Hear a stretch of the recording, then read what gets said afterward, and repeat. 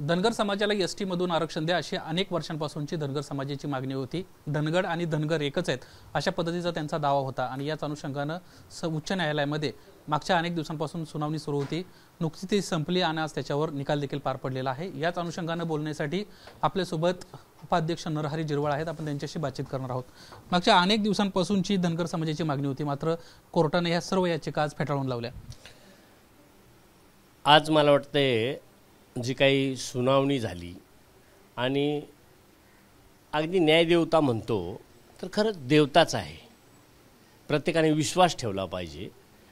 अनेक दिवसाची म्हणताना पिचड साहेब असतील, पुरके साहेब असतील, अगदी हरिभाऊ महाले असतील किंवा राज्यभरातील जे काही आमचे सिनियर मोस्ट की ज्यांनी अहोरात्र रात्रंदिवस डोळ्यात तेल घालून जे काम म्हणजे वाती केल्या, दिवे लावले, त्याचा निकाल आज जो काही मिळाला तो अतिशय समाधानकारक त्या ठिकाणी मिळाला। धनगर ही जात आहे, धांगड ही जमात आहे, पण धांगड ओव्हरऑल कुठंच नाही आहे। आणि म्हणून जो काही अगदी न्यायदेवतेनं जो न्याय दिला त्या न्यायदेवतेचं मी सगळ्या आदिवासी समाजाच्या वतीनं, देशभरातल्या आदिवासी समाजाच्या वतीनं मी अभिनंदन करण्याच्या लायकीचा नाही, कारण दैवताचं अभिनंदन करणं पण दैवत दैवत आहे। पण आज जो न्याय मिळाला तो सगळ्या माझ्या बंधू भगिनींना, युवकांना अगदी समाधानकारक का मला बाकीचं कोणावरही धनगर जरी असतील, धनगड जरी असतील तर त्यांना काय द्यायचं ते आमचे असतील तरी त्यांना काय द्यायचं ते द्यावं, आमची पूर्वीपासून मागणी होती। फक्त आमच्या वाट्यात वाटा नको आणि तशाच पद्धतीचा निर्णय आज या ठिकाणी झालेला आहे।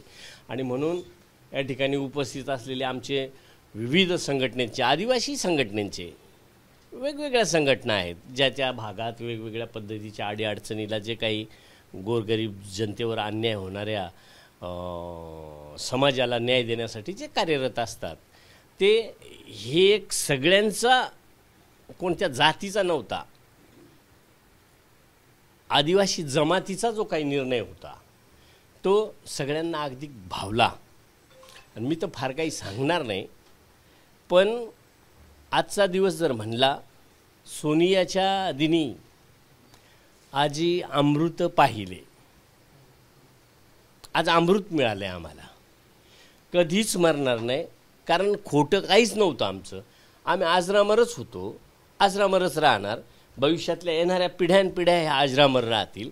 आणि म्हणून आज या ठिकाणी सुपे सर असतील किंवा आमचे ॲडव्होकेट पारदी सर असतील, या बाकीचे सगळेच वळवी वगैरे, आणि महत्त्वाची भूमिका आमच्या उषा, आशा आणि त्यांच्या सहकारी ज्या काही महिला का ज्यांना दोन गोष्टी कळतात का हक्क काय असतो त्याची जाणीव असलेल्या, बाकीच्या त्यांच्या पाठीमागं सगळ्याच्या सगळ्या हो म्हणणाऱ्या। कारण मी पुण्यात ज्या वेळेला गेलो त्यावेळेला पुरुषांपेक्षा, युवकांपेक्षा महिलांची संख्या मोठी होती। जिथेही मी गेलो आहे अनेक कार्यक्रम समाजाच्या वतीनं घेतलेत का आमच्यावर आघात नको, आमच्यावर अन्याय नको। माझ्याजवळ पुरके साहेबांनी सांगितलेला एक शब्द इतका वाईट आहे का ज्या वेळेला अशोक चव्हाण साहेब होते मुख्यमंत्री त्यावेळेला त्या शब्दाचा मी उल्लेख करणार नाही, पण उल्लेखच नाही केला तर शेवटी काय अन्याय झाला आहे का पूर्वीचे नेते आमचे म्हणायचे आमच्यावर बलात्कार होतोय आणि तो कोण सहन करेल। तर अशा पद्धतीचं जे काही आमच्यावर चालू होतं ते आमचे भावबंद आहेत, सगळे सोयरे आहेत, किंवा शेवटी मानव म्हणला तर त्याला वेगळा अर्थ आहे, परंतु आम्हाला काहीतरी जे मिळतं तर त्यांच्याही मुलाबाळांना मिळावं हे आम्ही पूर्वीपासून सांगत आलो।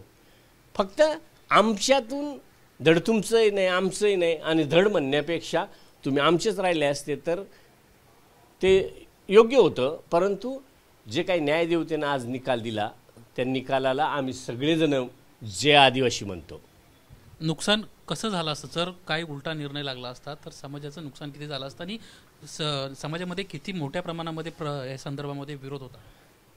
हे पहा, योजना वगैरे ह्या गोष्टी आहेत, हे सोडून देऊ आपण. पण अनेक कार्यालयांमध्ये जेव्हा आपण जात होतो तेव्हा आदिवासी आडनावाचं नाव कुठंच दिसत नव्हतं.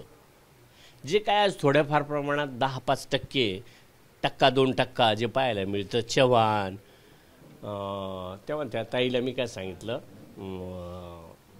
कडाळे, वळवी, चौधरी, गावित, पाडवी, वसावे हे नाव आत्ता कुठंतरी दिसायला लागलं. त्याचं फक्त आणि फक्त